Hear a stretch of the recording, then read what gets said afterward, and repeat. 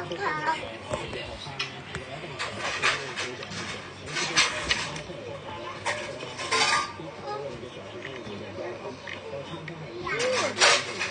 好搞住我整啊！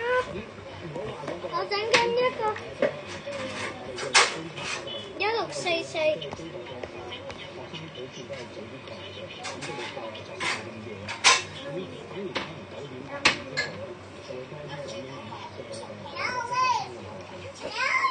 為咗儲存食材，佢哋旗下其他食肆一般都會喺鋪頭附近裝訂庫存倉庫，但熱市來看，地產代理澄清嘅時候，我要睇下個番數啊！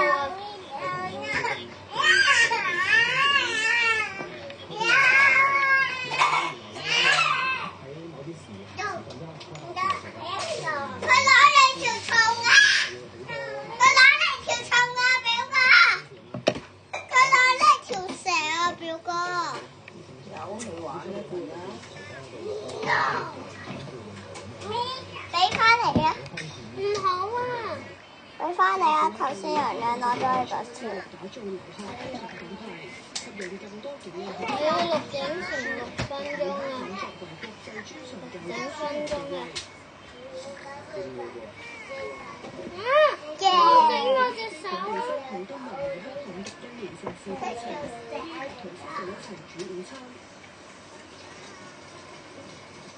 留學呢一年，好多人未獲編配學生宿舍，於是用17000蚊租咗呢個400呎單位，之後再用1個月先揾到室友分擔租金。虽然房间面积不是很大，但是租金特别的高，所以如果我没有找到室友的话，我就必须一个人去租这个单位，然后这个费用呢，一年就非常的高。然后其次就是如果没有室友的话，就是生活上有很多需要帮助的地方就没有办法去承受。為咗變到將100大菜已經煮好，佢話嚟香港讀書經濟壓力大，起居飲食慳得就慳。之前可能是會經常出去吃飯啊，然後有很多的社交活動啊，但是現在因為自己也可以在家也可以做，那吃飯這部分盡量能省就會省。然後其他的，比如說用水用電啊這些方面，然後因為也不是幫我拎住啊，婆婆。自己會更加注意這些方面。截至舊年6月，香港大學有7800個宿位，冇力我先拎。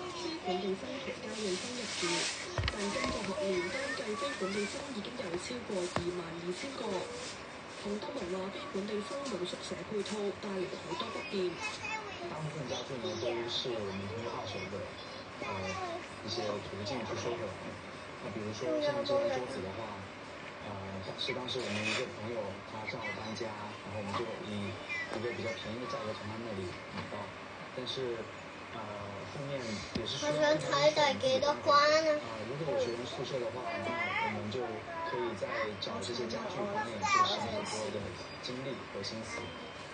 立法會文件顯示，本港資助大學喺2023年9月可以提供大約37600個宿位，不過2023到24學年，為本地生同交換生，非本地生已經有大約64000個，反映學生宿舍數量不足。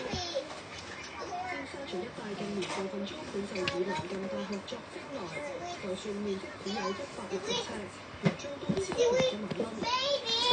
有7年生有冇力啊？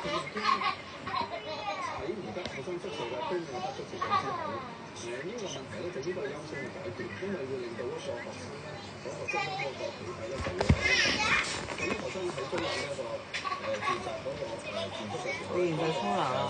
支出咧就會增加。咁所以變咗就如果通常嚟講，對於每一個學生嘅餐廳嗰個租金嘅支出咧，就會高一個住宅嘅，咁就令到咧而家同私人市場嗰個住宅市場嘅需求咧就會有啲競爭。不過私人住宅以外嘅物業近年積極進入喎，我講我終於完啦。舊年大約有840個空置率，而公廈亦都有大約840個空置率。因為喺在家工作咧，都會減少咗喺生活嗰個需求嘅出租率嘅。咁另外咧就係喺呢一個工廠大廈嚟講咧，近兩年就係因為喺工業仲有幾耐啊？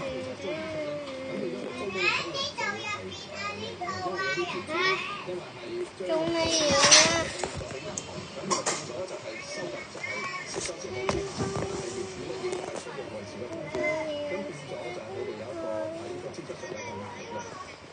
有物業投資你攰啊？總商機，舊年買入一間位於尖沙咀嘅酒店，改裝做學生宿舍，預計可以提供大約150個床位。其實學生嘅需求同一般嘅住客係好唔一樣嘅，即係譬如佢哋平時係讀書需要啦，咁所以我哋都會喺我哋自己嘅即係學生公寓啊，同一啲地方同啲地方係做一啲即係溫習室啊，咁可以去讀書或者係去做 project，以至到喺房間我哋都會做一啲專門嘅設計。呢個係咪我嘅？呢個係表哥嘅喎。